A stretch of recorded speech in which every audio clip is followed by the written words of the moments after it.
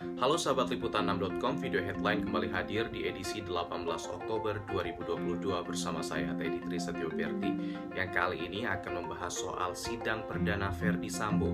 Akankah mengungkap cerita sesungguhnya pembunuhan Brigadir J? Simak penjelasan berikut ini.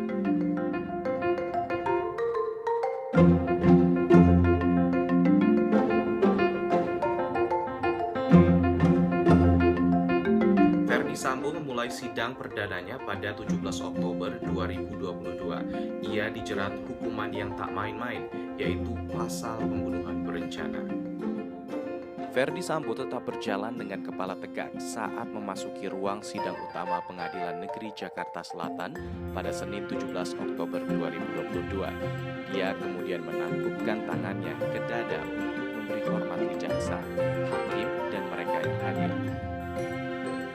Selama sidang, dia tenang, tak ada ekspresi menonjol yang ditunjukkan, meski dijerat dengan pasal pembunuhan berencana dengan ancaman hukuman yang tidak main-main. Dalam dakwaan, jaksa menyebut Ferdy Sambo dengan kecerdasan dan pengalaman yang puluhan tahun sebagai polisi, dia berusaha menenangkan diri saat mendengar kabar istrinya, Putri Chandrawati, yang dilecehkan di Magelang, Jawa Tengah oleh Brigadir Nofriansah Joshua Huta Barat alias Brigadir J.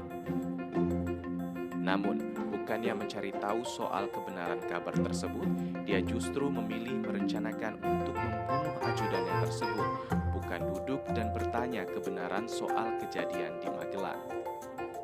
Jaksa menyebut Ferdy Sambo menyusun strategi pembunuhan berencana terhadap Joshua di kediaman pribadinya di Jalan Saguling.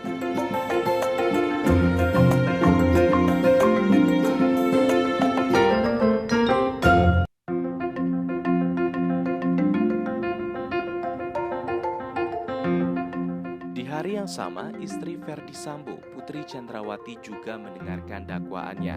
Hampir seperti suaminya, dia juga membawa alat untuk mencatat di salinan dakwaannya. Bahkan, Putri terlihat duduk santai mendengarkan dakwaan jaksa penuntut umum sambil sesekali merapikan rambutnya. Bahkan sesekali terlihat mengipaskan rambutnya.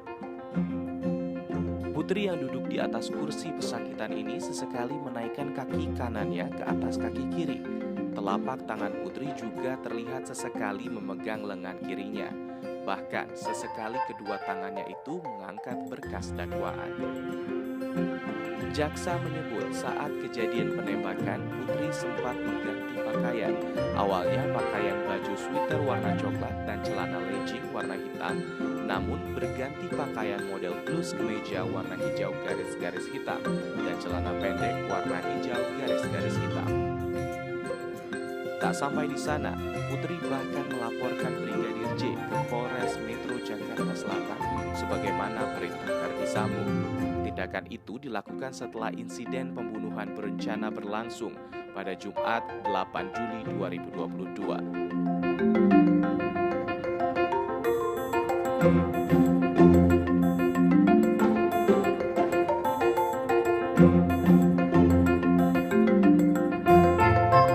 Pengamat Kepolisian Institute for Security and Strategic Studies Bambang Rukminto menyebut bahwa ini persidangan bukanlah akhir untuk menjawab semua kebenaran yang terus menghantui publik berbulan-bulan.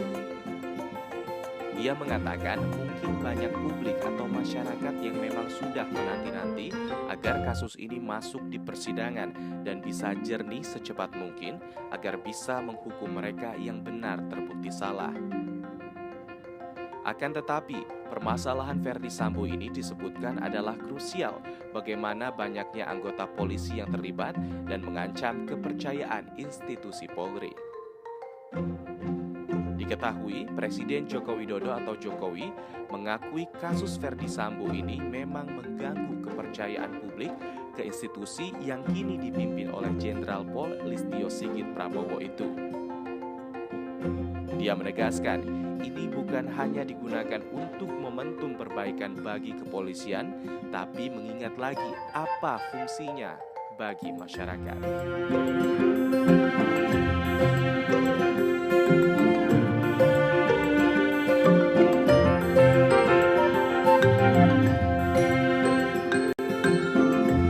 Anggota Komisi 3 DPR RI, Didik Mukrianto, melihat memang kebenaran harus diungkap dan keadilan ditegakkan sebagai keinginan publik. Tapi kasus ini juga menjadi pertaruhan institusi kepolisian sebagai penegak hukum yang harus melakukan pembenahan dan perbaikan secara utuh dan menyeluruh.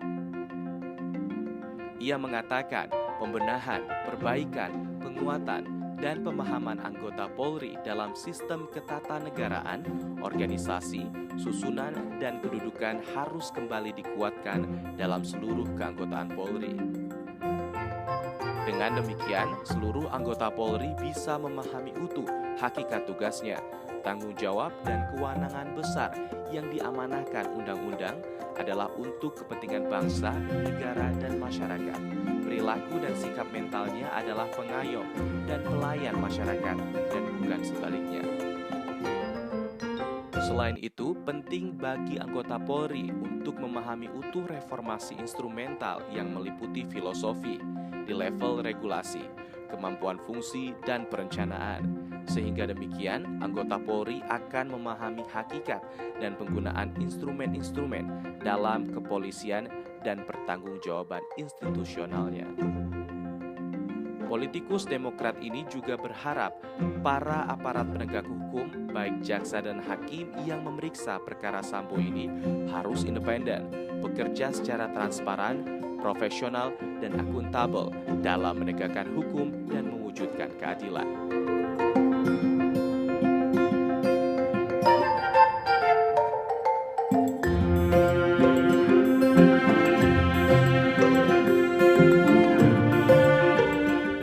Headline hari ini, saya Teddy Trisetyo Berti undur diri dan sampai jumpa.